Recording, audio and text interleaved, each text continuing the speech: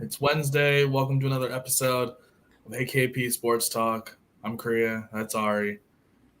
If you're questioning why you guys are looking a little dejected today, well, Mariners Astros happened yesterday, and we don't want to talk about it. So, Ari, besides what happened yesterday with the Mariners and the Astros, how you doing?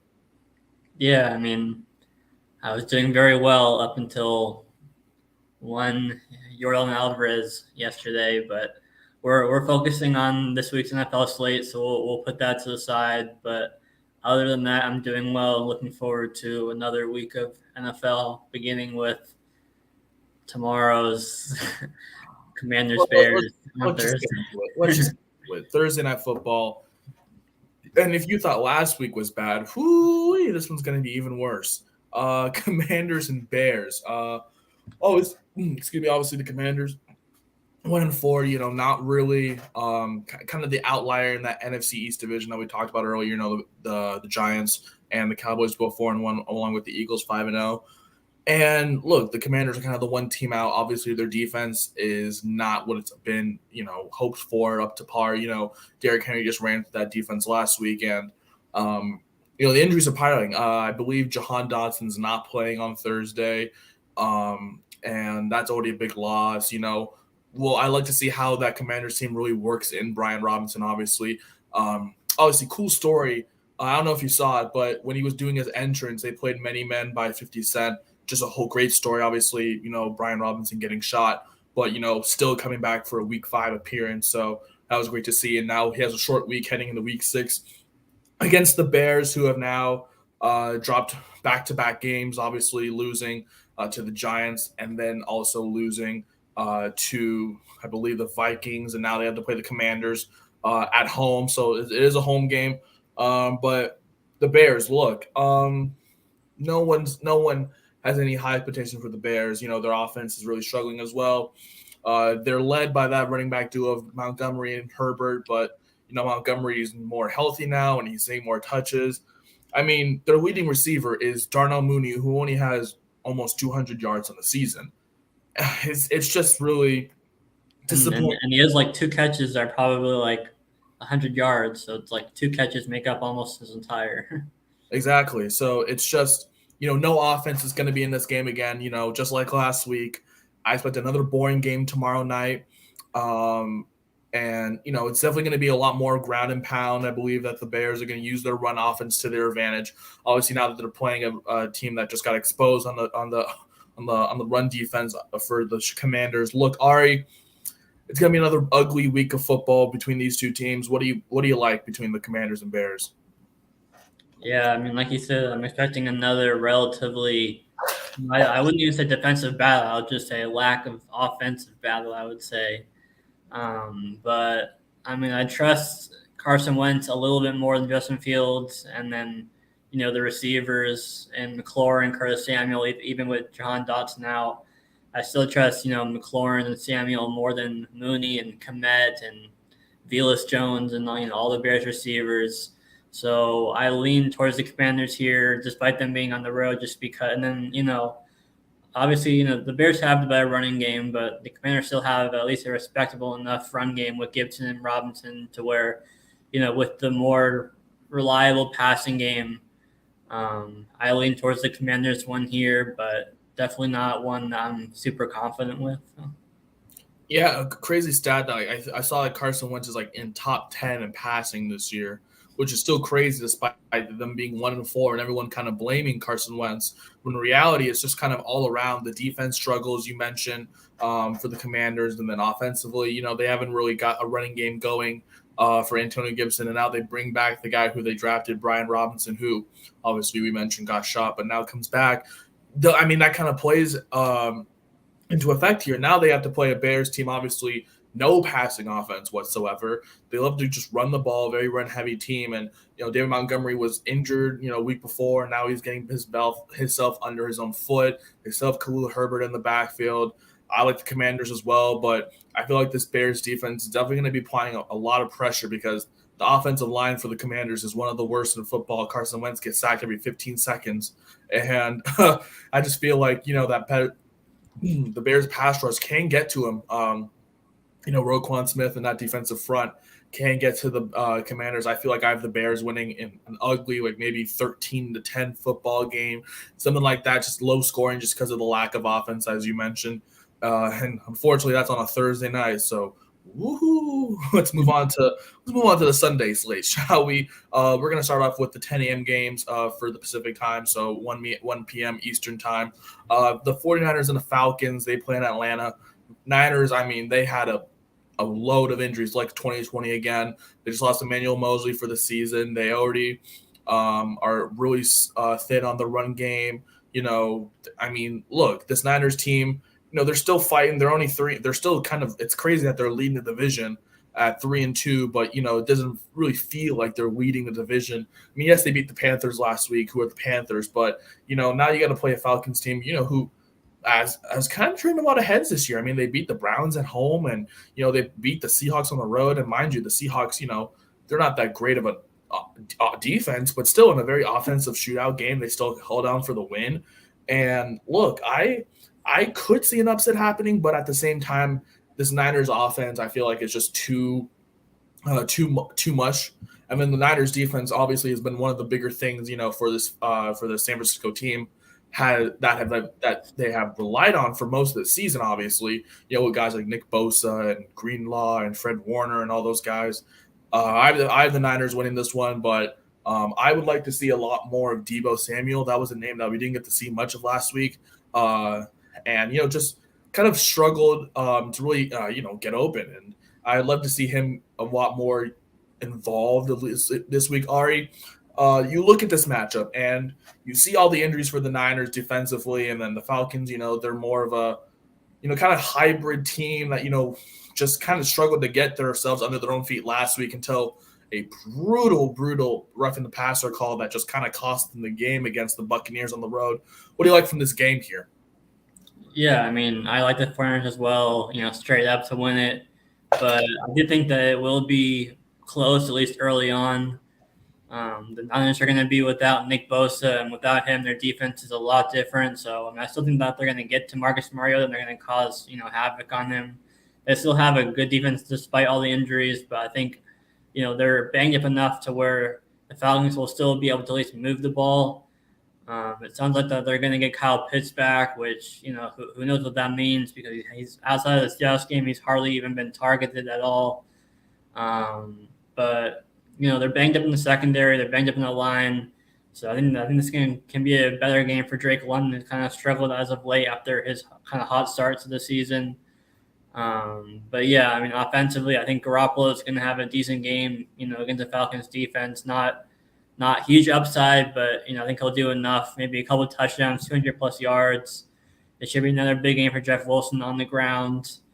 And then, we'll see if Kittle gets involved, Deebo, Ayuk. Obviously, they have so many weapons for Garoppolo to utilize to where, I think he'll have a pretty good game. And I think the Falcons will be able to at least keep it close, at least through halftime, maybe through 3 quarters. And then the 49ers will prevail in the end. Yeah, I agree with you. I like how you talk about Drake London. He's definitely been a name that, has kind of been, up and down. And, after struggling last week, and I believe he got injured a little bit, he's still probably going to be, one of the bigger names this week. You mentioned Kyle Pitts, but he has been invisible all year. So is not really someone you can really rely on. For the Niners, I agree. There's so many mouths to feed. You have Ayuk, you have Deebo, Kittle. They still have Jeff Wilson, who's been kind of a surprise on the ground, holding it down for, for Elijah Mitchell, who's been on IR since about week 1. I agree with you. I feel like the Niners will keep it, the Falcons will keep it close, but the Niners will run away with it in the end. So I definitely agree with you there. Moving on to the next game in the 10 a.m. slot, we have the Patriots and Browns. Patriots, they are traveling to Cleveland, and look, this game, it's going to be hard. Obviously, Damian Harris is out, so expect a lot of Ramondre Stevenson for these next couple of weeks here. And he impressed last week. The Patriots defense, they came to play. They shut out the Lions at home, and pretty much a rout, honestly. And the Patriots, I feel like they are a team that can give the Browns some trouble here. Obviously, on the ground, I mean the Browns. I mean the last time we saw the Browns last week, it was just not an easy fight for them. Obviously, barely losing to the Chargers just on a missed field goal. But, throughout that game, I mean, it looked like Nick Chubb was just running through that defense, and they still couldn't get it done. We talked about that last week. Herbert, had a decent game in the air. And Austin Eckler, I mean, he was the key factor, big square for the reason why the Chargers won last week pretty much. So, look, now you bring in the Patriots team, right? And I feel like this Patriots team, offensively really relies on the run as well. We have obviously there have been quarterbacks going through cycles with injuries. Mac Jones injured, and then Hoyer got injured, and now they have Bailey Zappi, the rookie out of Western Kentucky now, and he looked decent, but I'm not going to say he looked okay last week. And now he plays a better defense, so it'll be interesting to see what the Patriots do offensively. Ari, this Browns offense last week, look, they looked pretty good, but the Patriots defense looked way better, stopping a really, really hot Lions offense. Obviously, the Lions didn't have Amon-Ra St. Brown or DeAndre Swift in the game, but look, this Patriots defense looked really good last week, making Jared Goff struggle the whole entire game. What do you like in this Patriots and Browns matchup this week? Yeah, the Patriots defense looked really strong last week. Amon-Ra did play, but he was like super limited, so he basically didn't play, but he did a little bit. But I still think the Browns' offensive line and run game will be, the difference in this game. Mac Jones did practice limited today on Wednesday. He also got some limited practice in last week and didn't play, so he's still kind of 50-50 to play this week. But, I mean, Bailey Zappi looked pretty competent, at least, you could say, under center. The Browns' pass rush will probably be a little bit tougher a matchup than the Lions were last week, I would probably say. So he might, if he starts again this week, he might have a bit tougher of a matchup this week compared to last week against the Lions. But I think the Browns' running game will be the difference, as it has been in a lot of their games this week. I mean, if Brissett doesn't throw the pick in the end zone, like inside the 5, last week, they could have easily won that game over the Chargers. And then New York missed like the 50-yarder as time expired as well, so they had multiple chances to win that game. And I think that they can pick up where they left off before the interception, late last week. And I think the run game with Chubb and Hunt and then Brissett, just the Patriots will be a tough matchup. Maybe this throws another pick, but I think that the Browns' offense is just a little bit too dynamic for the Patriots. But I mean, if they get Mac Jones back, that will make it, I think, a bit better of a game. I mean, Ramondre Stevenson should fill in just fine for Damien Harris as that lead back in New England. So then I think it will be close, but I'm leaning towards Cleveland here at home. I agree with you as well. I feel Cleveland, they just had a couple chances not go their way last week against the Chargers. You mentioned the 51-yard field goal. You mentioned the interception in the end zone. Just, these little things, that little miscues that can just go either way or, swing a team either way. And I feel like they'll correct those against the Patriots defense. But you mentioned, I mean, Bailey's happy. He looked pretty competent last week against the Lions, even though, yes, the defense pretty much carried them the whole time. It wasn't like it was just a hard carry. I mean, Ramondre Stevenson almost had 200 yards on the ground on 161 rushing yards, just running the ball downfield. And, that's kind of just what they leaned on. And that was pretty much a key successor in that game alongside, the defense just doing their job. And, just running out the clock. But I know this Patriots team offensively is going to have a bigger challenge. The Lions defense, we've talked about it. They cannot stop the run, and it proved to be evident last week. But now they're playing a Browns defense that just can't stop the pass. So they're probably going to force Bailey Zappi to throw the ball, which will be definitely interesting to see. I have the Browns winning this one as well, but it's going to be very close as well, I think. Moving on to the next game in the morning slate on Sunday, and Jets-Packers, both 3-2. Who would have thought? Look, the Jets, they just absolutely beat down on Miami last week. But then again, Miami, they didn't even have Teddy Bridgewater for a whole quarter. He went down early, so they had to bring in Skylar Thompson. And, obviously Tua has been out with his concussion protocol and all that stuff. So, look, it looks like Skylar Thompson may be getting the start again on Sunday for the Dolphins. We'll get into that a little bit. But, this Jets team, they poured it on offensively. I mean, most of the offensive stars were there, but obviously, Tyreek Hill got injured late, so that's still something there. But, this Jets team looked really, really good. They had so many different people getting the ball. Zach Wilson, obviously, he looked really good in and outside the pocket with that rushing touchdown. Michael Carter had 2 on the ground. Breece Hall had that 50-something yard completion. They love getting Garrett Wilson involved along with Elijah Moore, Corey Davis. There's a lot of mouths to feed on this Jets offense, and that's kind of been one of the things that has been really impressive to see, just how much this Jets offense has improved from last year to this year, even with Joe Flacco at the beginning of the season. And for the Packers, look, that's where it's been a struggle. The offense has been one of the bigger struggles, obviously losing last week in London to the Giants in what was a pretty close game, obviously back and forth. We talked about Saquon. He was kind of the lead guy for that Giants team to get the win overseas. And, the Packers just could not respond offensively. The deep Giants defense was there. Ari, do you smell an upset coming? Because I kind of want to smell an upset just because of this. This Packers offense looked last week. They did not look good. And the Jets defense actually somewhat looks a lot better now with Robert Saleh as a head coach, obviously defensive-minded head coach. Ari, what do you like in this matchup between the Jets and Packers?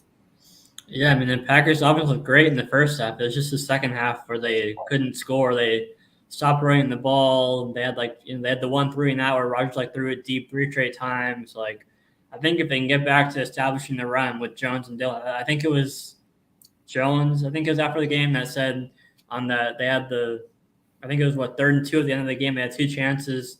And he said, if you give me or Dillon 2 chances to get 2 yards, we're gonna get the first down. So I think that they do look to establish the run again more this week against the Jets. The Jets offense looks great. The duo of Michael Carter and Breece Hall in the backfield, Elijah Moore, Garrett Wilson, in the passing game with Zach Wilson. I think that the Jets will definitely make a competitive game, and they're definitely clearly headed in the right direction under Saleh, with the offense and defense. But I think the Packers will look to establish run more this week, and I think they will bounce back offensively off the shutout second half against the Giants last week. And, obviously Lambeau is a tough place to play in, on the road. So I lean Packers, but I think that they're a 7-point favorite. So I might lean Jets +7 on the spread, keeping it close, but I lean Packers straight up. Yeah, you mentioned Lambeau. Lambeau's just always a tough place to play in whatever team you're going to be.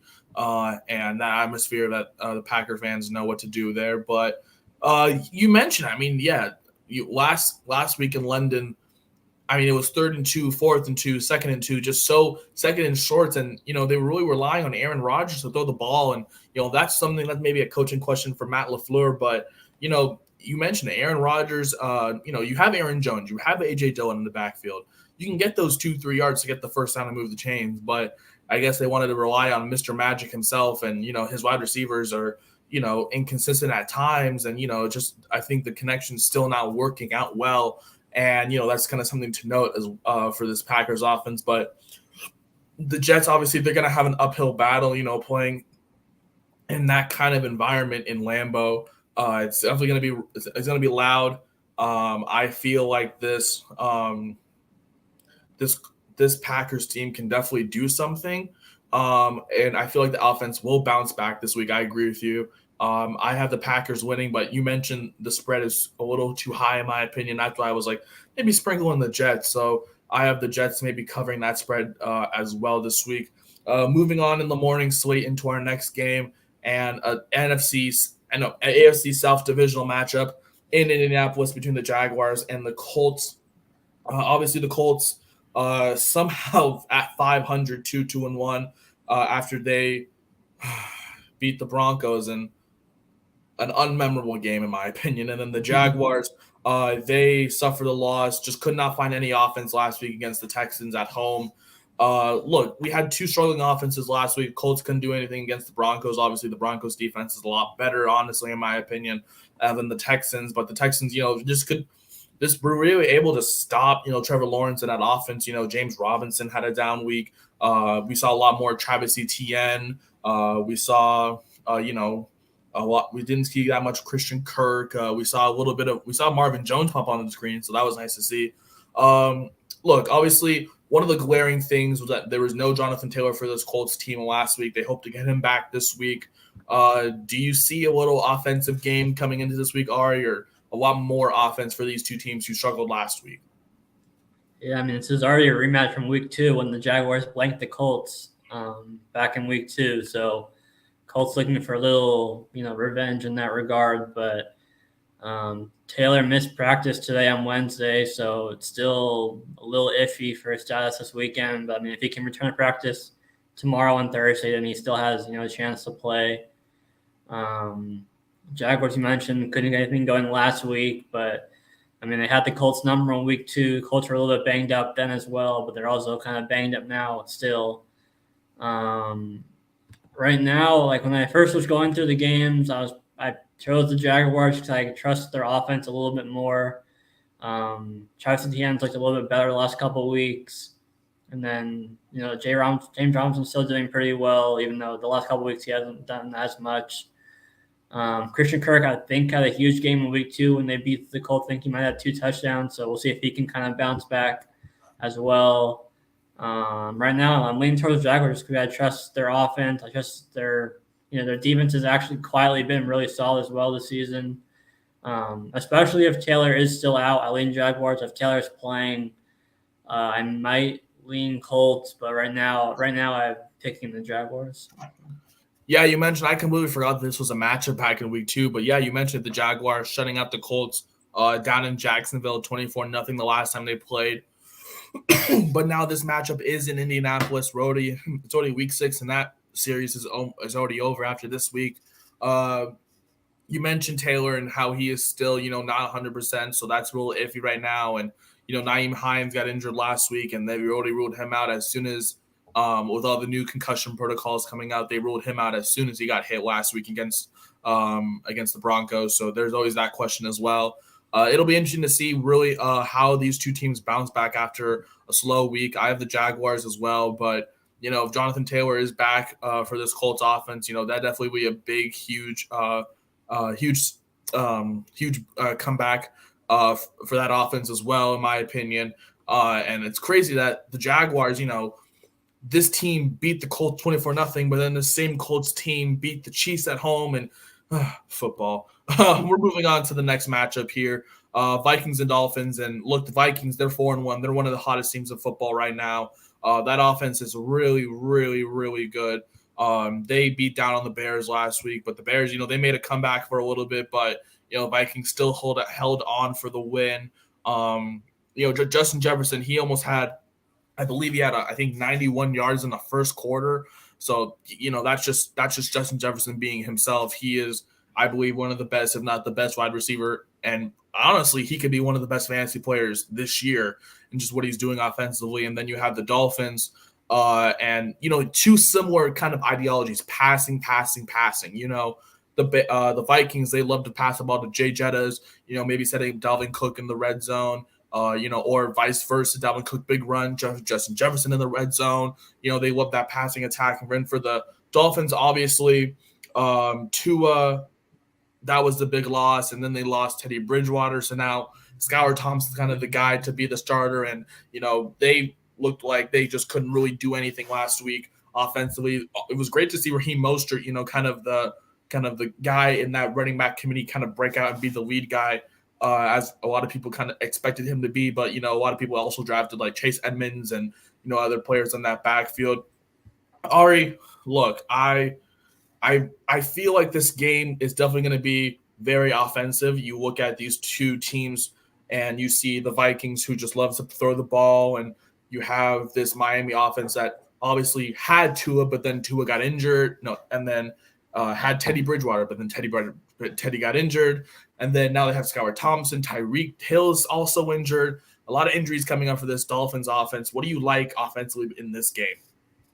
Yeah, I think the Vikings, should roll pretty easily in this one. Tua did return to practice, or is expected to return to practice this week. So there's hope that he could maybe return next week or the week after. But for now, it looks like it's going to be Skylar Thompson starting for the Dolphins. And based on what we saw last week, there's not much hope. I mean, obviously, now have a whole week to practice with the starters, so maybe that helps a little bit. Tyreek Hill's banged up, like you said. Jalen Waddle didn't do much last week. I like Raheem Mostert still for them to rely on him quite a bit, this week in the run game. We'll see if Thompson can get anything more going, you can't get much worse than what they did last week, 13 points. So hopefully it's better, but I think the Vikings rolled pretty easily in this one. And it should be another big game for Dalvin Cook, Justin Jefferson. And I think Cousins should have a pretty solid game as well. Yeah, I agree with that. I feel like this Viking offense just will roll through. Vikings offense, way better than the Jets in my opinion, just in terms of talent. Justin Jefferson, best wide receiver in football. Dalvin Cook, one of the best running backs. They still have Adam Thielen. Kirk Cousins, I feel like will have a big day. I agree with you. And the Dolphins, look, they just are missing key guys, and that's no fault to anyone, but they're just banged up right now. And I feel like this Vikings team is one of the best teams in football, and I feel like they'll take advantage of that. And I feel like this Vikings team will get the win on the road in Miami. Continuing on with the morning slate, Bengals are traveled down to New Orleans after their Sunday Night Football loss to the Ravens on the road. Look, the Bengals, they are still a good team. Obviously, it was a little interesting to see that whole T. Higgins thing. People were saying that he was healthy, but wasn't even on the field, didn't even get a reception, barely played. So maybe there's a little bit of hesitation with T. Higgins on that offense for the Bengals. But obviously, we still have Jamar Chase, and, he's definitely going to do Jamar Chase things. Joe Mixon in the backfield. And, they're not playing in that kind of environment, definitely a different environment because obviously that's a divisional game and that's for seeding and, position battle. And it was so close, but the Ravens obviously come back and get that game-winning field goal to defeat the Bengals at home. And then the Saints, they just poured it on offensively against the Seahawks last week. And a lot of people were hoping, a lot of Seahawks fans like myself were hoping that the team would finally stop them defensively. But here comes Taysom Hill just doing Taysom Hill things all over the place. And he ran for so many yards and 3 touchdowns. Right now, Cincinnati is about a 1.5-point favorite. They think it's going to be close. Obviously there's been a lot of injuries within the Saints organization right now. Going from top to bottom, Michael Thomas, he's been banged up. Jameis Winston's been banged up. Alvin Kamara has been banged up as of recently, but he played last week, but didn't really get to see much of him. What do you expect this week for the Saints, and what do you expect for the Bengals? Yeah, Winston returned to practice today on Wednesday, so it sounds like he has a good chance to return this week, potentially if he can keep practicing on Thursday and Friday. Like you said, Taysom Hill ran all over the Seahawks defense last week. The Bengals did do a pretty good job of containing Lamar Jackson Sunday night, so I think that they have a better chance of containing Taysom Hill, although, if he gets the same amount of carries, he's going to rip probably at least one big run, most likely. But the Bengals the play calling was hard to watch against the Ravens Sunday night. And that's kind of been the Achilles heel, I think, kind of Zach Taylor for a while now. So we'll see if that can kind of get back on track. But I think the Bengals offensively will bounce back enough to be too much for the Saints. We saw what Geno Smith did to them last week, throwing for 3 touchdowns, I think, and almost 300 yards, I believe. I think Joe Burrow will be able to do the same. T. Higgins, I saw practice today on Wednesday, so hopefully it should be more healthy this weekend. But either way, I think Jamar Chase, Hayden Hurst, Joe Mixon, I think even without Higgins, Tyler Boyd, if I mentioned him, I think that they'll still have enough weapons to be able to be a little bit too much offensively for the Saints. Yeah, I feel like this is going to be a bounce back week for the Bengals offensively because you mentioned last week it was just really hard. That Bengals offense, really interesting play calling from Zach Taylor. A lot of heat coming his way after the loss to the Ravens on the road. And then I feel like the bounce back week is due for this offense. When you mentioned the Saints, if Geno Smith can do that, I know what Joe Burrow is going to be doing and what Jamar Chase will be doing. I like that Jamar Chase, Marshawn Lattimore matchup. That's going to be really intriguing to see, even though Marshawn Lattimore did get a little banged up last week. We'll see what his health is like for this game. But, definitely a bounce back week for the Bengals, I feel, offensively, just from the struggles that they had last week. Moving on to in the 10 a.m. slate, We have the Ravens traveling up to New York to play the 4-1 Giants. Who would have thought that? The Ravens obviously coming off the win last week against, as we just mentioned, the Bengals. Lamar Jackson, definitely doing Lamar Jackson things. He's a dark horse MVP every year. I feel like he is now kind of more of the lead front runner along with Josh Allen for MVP. And then the Giants team 4-1. Look at that. I mean, offensively, Saquon Barkley is back to his rookie year form that a lot of people were hoping to see a lot more of. And now that the offense is kind of surrounded around him, obviously no passing attack for this Giants organization right now. A lot of more Daniel Jones scrambling and, good play calling from Brian Dable. I obviously think this Ravens team is definitely going to be a lot more hard to handle, especially with Lamar Jackson. I don't think they really faced a more elusive quarterback who has that running ability like Lamar Jackson this season. I feel like it's definitely going to be a big struggle for this Giants team. What do you like between these two teams offensively, between the Ravens and Giants? Yeah, I mean, Saquon Barkley's arguably been the best running back in football so far this year. And it also goes to show you coaching, how much that matters because, if they still had Judge from last year, I don't think that they win, 4 of these first 5. I think Dable's been, huge for their success. We also see Daniel Jones looking, a little bit more confident as well himself this year, even playing through some injuries. So, I mean, props to the Giants for a 4-1 start. You can't take that away from them, but I think the Ravens are still the better team. And I think they do come in to New York or New Jersey, wherever they play, and not bound because they won last week, but I think that we see a better performance from Lamar Jackson because Lamar missed 3 or 4 what should have been pretty easy passes in that game against the Bengals. They should hopefully get Rashad Bateman back this week. He missed practice today on Wednesday, but hopefully he can practice by Thursday or Friday and return this weekend because they're definitely missing that true wide receiver 1, but Lamar still missed some pretty easy open throws nonetheless last week. But I think that he does bounce back. I think he does more on the ground as well against the Giants. And I think it will be competitive. It won't be a blowout or anything, but I think Baltimore will prevail in the end. I definitely agree with you. I feel like offensively it'll be a lot more cleaner, as you mentioned, for the Ravens. Obviously, some big passes that Lamar Jackson missed last Sunday night. He will make against the Giants, I feel like, this coming weekend on Sunday. And then for the Giants, you mentioned Saquon Barkley is always going to be, definitely a big threat. And this year, especially with how much he has bounced back offensively. But, there's still, it's the Ravens. And I feel like this Ravens team, offensively, if they get Rashad Bateman back, I feel like will definitely be a big threat. Mark Andrews is always a big threat offensively for the Ravens. And I feel like the Giants, I just don't feel like they can really match up well offensively. But I'm excited to see what the Giants do bring on the table against the Ravens team. And you mentioned this Ravens team has, pretty much dominated for so much of the game that the season and it all just collapses. We'll maybe see if there'll be another collapse or not. But I do have the Ravens winning once again on the road and going back up to 4-2.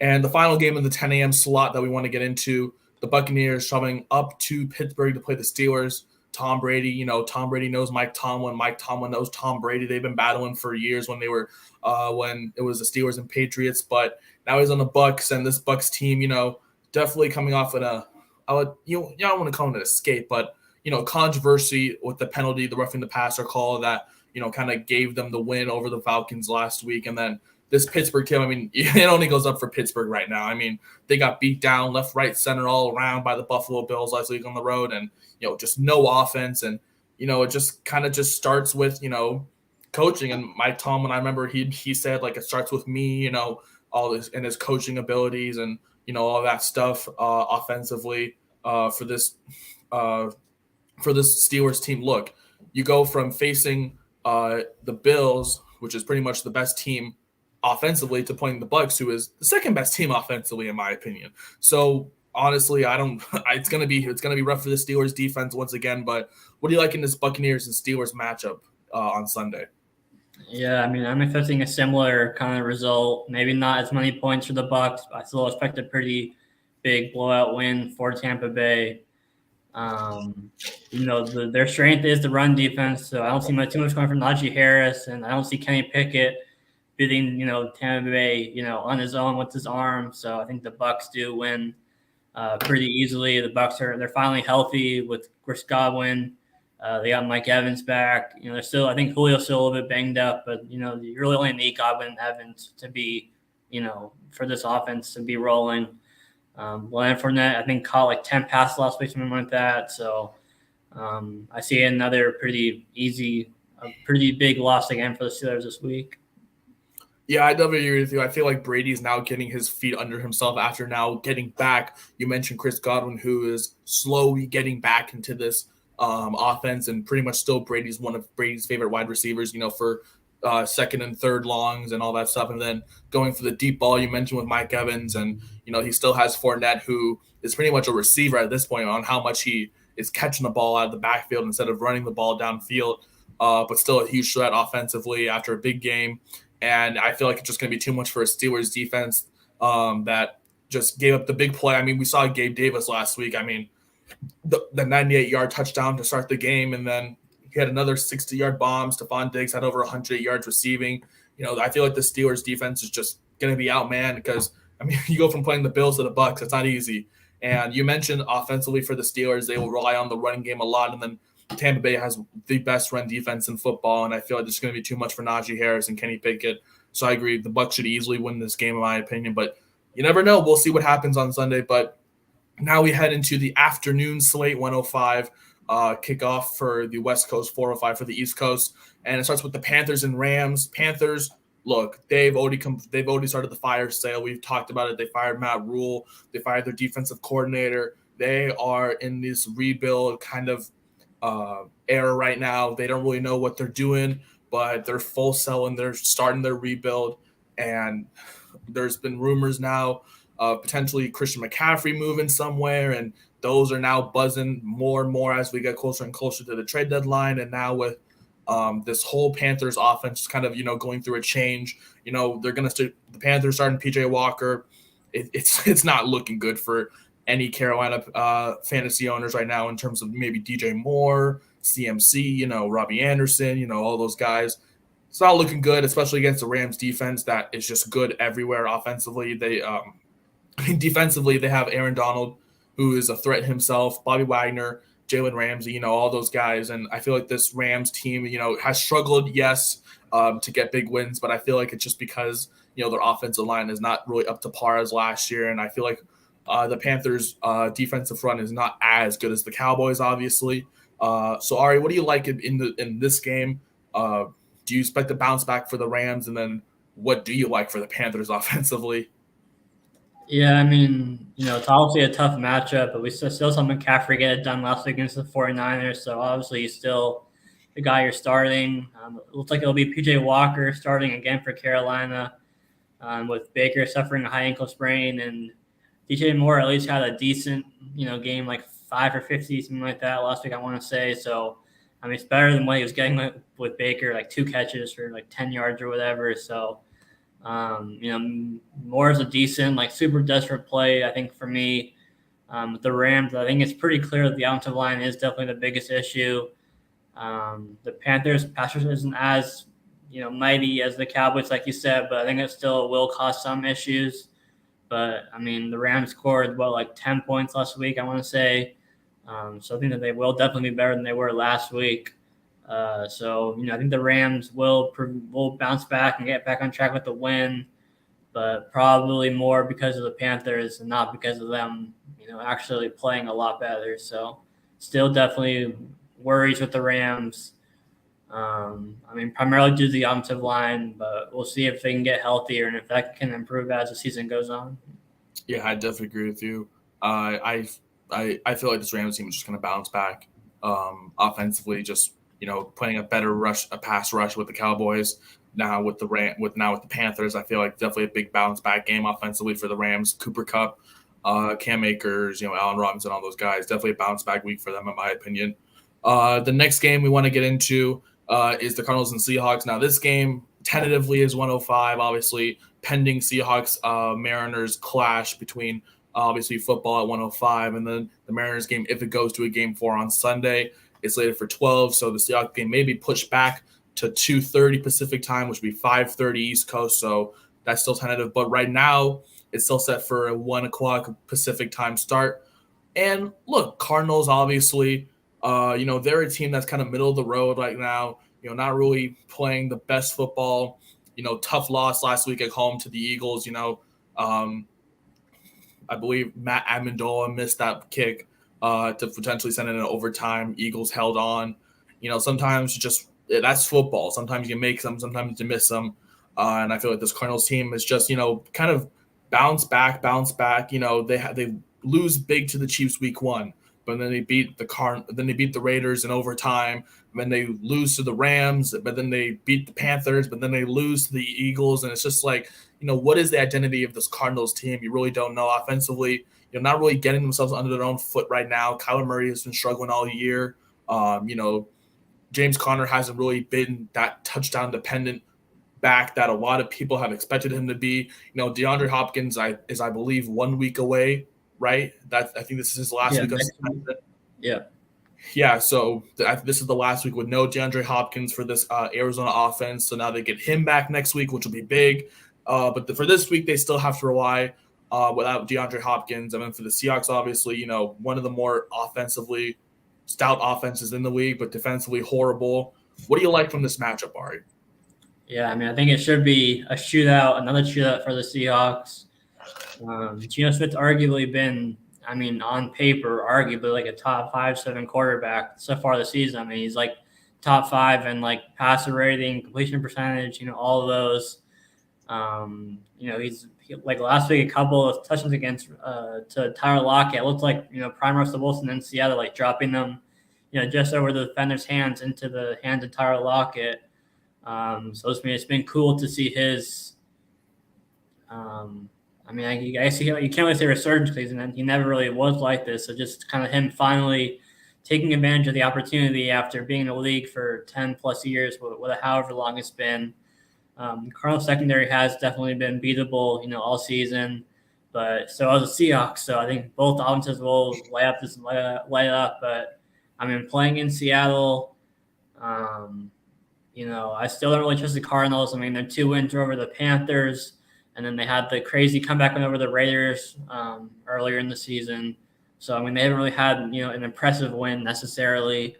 The Seahawks. I think playing in Seattle.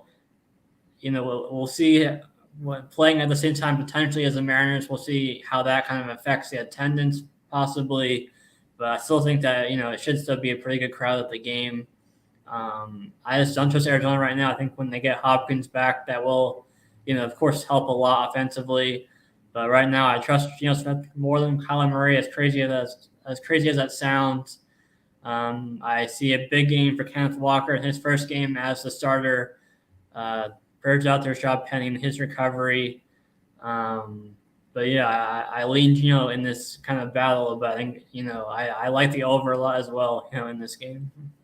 Yeah, I agree with you. This is definitely going to be an offensive shootout. You're not crazy for saying that Geno has played better than Kyler Murray this year, and it's factual. Geno has, this has been his coming out party. He has shown the league that he is capable to be a starting quarterback in the National Football League, and he makes some good throws. And people have been saying, like you and I've seen it too. He's making throws like Russell Wilson was last year, deep to Tyler Lockett last week, and I definitely see like this Seahawks offense is here to play and here to stay. That's the thing. Versus last year where it was just a struggle offensively all year. Now Geno Smith leading the charge and looking way better than Russell Wilson last year and this year, definitely.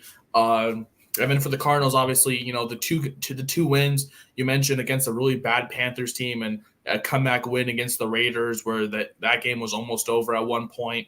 I definitely agree with you. Definitely going to be more of an offensive shootout. You mentioned that the Mariners game potentially will affect the Seahawks game in terms of attendance. Maybe it will, maybe it won't. We'll see. Hopefully it will.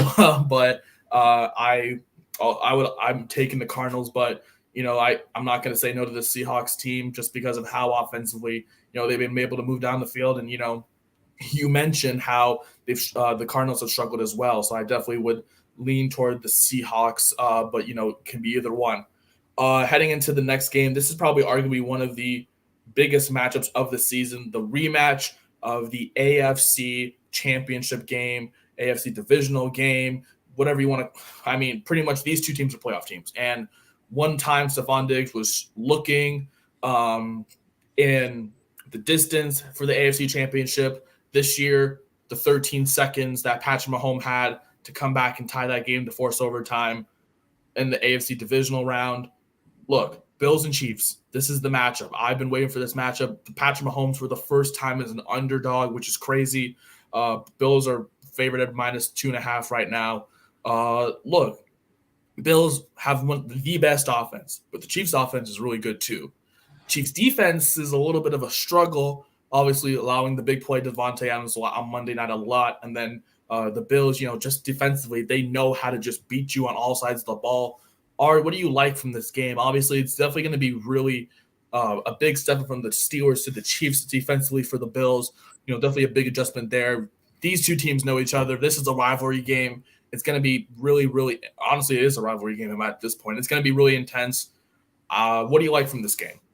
Yeah, I mean, like you said, it's probably game of the season between these two teams, and hopefully we potentially see it again in the AFC Championship later in the year. But yeah, I mean, both great offenses. Chiefs coming off the kind of controversial win, I would say, over the Raiders on Monday night, and then the Bills, like you said, absolutely crushed the Steelers. But obviously, both teams are facing a better team this week, in each other. I'm looking forward to it. I'm leaning towards the Bills, but I mean, both great teams, both great quarterbacks, both great offenses, both, great everything basically on these teams. Respectable defenses as well. Yeah, I mean, I'm leaning towards the Bills here, but, I'm not – I wouldn't say this is my most confident pick of the week. I can say that. Oh, I definitely agree with you. You want to say the Bills defensively just are better in terms of the two comparison between the Bills and the Chiefs, but I mean the Chiefs just know how to beat the Bills, and they know Patrick Mahomes knows how to beat Josh Allen, and I feel like this is definitely going to be one of those games where you say the Bills, but you can also say the Chiefs, but then you can also argue the Bills. So it's either way. I like both of these teams. I want to say the Bills, but the Chiefs are definitely not going to be going away lightly. So definitely a toss-up in my opinion as well. We move on to Sunday Night Football, and it is the Cowboys and Eagles, and this is a divisional matchup that is going to be for first place. I mean, who wants first place in the NFC East? Surprisingly, one of the best divisions in football right now. Cowboys 4-1, definitely a good pass rush. I feel like this is the Eagles' first true test of the season. Playing a good pass rushing team in the Cowboys, and I believe it's in Philadelphia. Eagles are 5-0, undefeated. Great season so far. Only undefeated team right now. Cowboys looking at that like we want that win. We want the division. This is definitely going to be a real test for Jalen Hurts and that offense, to go up against, not only a division rival, but a good division rival in the Cowboys. Ari, what do you expect from this Sunday Night Football matchup? Obviously, the Cowboys coming off a big win on the road against the Rams, now going to play the Eagles in a good NFC East divisional matchup. Offensively, what do you like? Obviously, no Dak Prescott for the Cowboys, so they still have to rely on Cooper Rush, who is still undefeated as a quarterback. Who is going to defeat this man? Can it be the Eagles? We'll see. But what do you like now in this matchup? Something that I have to give, either the Eagles' undefeated record or Cooper Rush's undefeated record. What's going to give? Yeah, man, I'm looking forward to seeing the Eagles' offensive line against the Cowboys' pass rush and see who wins that battle. I think that's probably going to be the biggest maybe kind of factor in the game as to who wins the game. Obviously they were all over Matthew Stafford last week and their bend-up offensive line.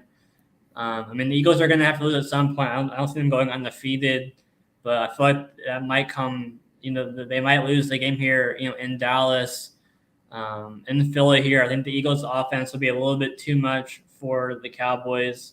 I mean, Cooper Rush is undefeated, but it's kind of been more the defense has won them pretty much most, if not all, those games. They haven't, had any high-scoring games, at least I can remember the last few weeks. And the Eagles, are so dynamic in both the run and the pass game. I think that they'll just be a little bit too much offensively. Even if the Cowboys do, pressure Hurts and make it tough on him, I think that he'll still be able to do enough, with his running ability, Miles Sanders in the run game, A.J. Brown, Devontae Smith, Dallas Goedert, in the passing game. I think the Eagles will just be a little bit too much offensively for Cooper Rush, and they will end this, undefeated record. And I think we'll probably see Dak Prescott return the following week, assuming as long as he doesn't suffer any setbacks or anything. Yeah, I definitely feel like that the matchup that we're all looking forward to is the Cowboys pass rush versus the front four for the Eagles, along with that receiving core as well, the front five, for the Eagles, and then seeing how AJ Brown does probably against Trevon Diggs, and just how that secondary will do. I feel like that's going to be one of the bigger matchups. I'm very intrigued to see the Sunday night matchup. It's definitely going to be very good. I feel like it's going to be competitive for that NFC East division crown right now, but. Heading into the final game on Monday night, we have the Broncos visiting the Chargers, if I'm not mistaken. Yeah, the Broncos visiting the Chargers, and the Broncos on primetime again. Here we go. Russell Wilson, here we go. Russell Wilson versus, Justin Herbert for the first time this season. This Broncos team, offensively struggling, defensively one of the best in the country. We have the Chargers, who are offensively still kind of, getting themselves under their own foot. Keenan Allen has not been fully healthy. We'll see what his health is like this week, but then obviously defense has been one of their big struggles as well. What do you like in this matchup on Monday night between these two teams? Yeah, I'm not looking forward to watching the Broncos in prime time again. Now they're saying Russell Wilson's been dealing with a shoulder injury, which, who knows if that is 100% true or just kind of making it look like he's been playing through an injury. To me, he hasn't looked really injured that much, at least from what I could tell with his passes. It seems like he's just kind of been missing, and the same kind of trouble with the Seahawks of not throwing the ball in time and trying to hold onto the ball too long and make the big play instead of throwing it away when he needs to. I've been seeing the same struggles that us Seahawks have been seeing in him the last few years. But he has dropped significantly though compared to last year, I will say. So, we've seen the Chargers. Austin Eckler's had back-to-back huge games for the Chargers in the run game. Herbert looks back to pretty close to being fully healthy now. Keenan Allen might still be out, but even then, I think that Mike Williams, Gerald Everett, and Josh Plummer will be enough, and Eckler in the passing game will be enough. And the Chargers defense has looked, decent at least. And, you don't need a strong defense to shut down this Broncos offense right now, I don't think. So I think the Broncos troubles continue and the Chargers roll in this game Monday night. Yeah, I agree with you. I feel like the Broncos offensive troubles will just keep continuing. They already lost Javonte Williams for a long time, pretty much now for the whole season, And, last week we saw how horrible that offense was against the Colts. And I feel it's going to continue this week against the Chargers on the road, against the Chargers who have a well-rounded offense that's way better than the Broncos right now, just in terms of passing and in terms of getting the ball out and, the use of Austin Eckler as well. And, even though they don't have Keenan Allen, Mike Williams has stepped up pretty decently to be that number one receiver for Herbert right now. So I agree with you. I have the Chargers winning pretty comfortably with the struggles of the Broncos offense. But you mentioned Russell Wilson and his injury. We'll see how limited Mr. Unlimited really is. But you mentioned the struggles last year to this year. They're still continuing. But, it's still early. We're still in the first third of the regular season. So we'll see how long these struggles for the Broncos continue. But we got through all this slate of the Week 6 slate. I feel like that's going to be. Ari, do you have anything else you want to say? No, that's it. I think we'll probably record next probably on Monday potentially. So we'll kind of recap this weekend's efforts and then this weekend's games, I should say. And then we have the NBA back in force next week, so maybe we'll kind of preview that next week as well. And then we'll, on Monday we'll kind of recap that and then preview that for the NBA. But I think that will do it for this episode. Thank you all for tuning in and listening and watching. Please leave a like and subscribe if you guys haven't already. Have a good week, everyone, and we will see you all next week.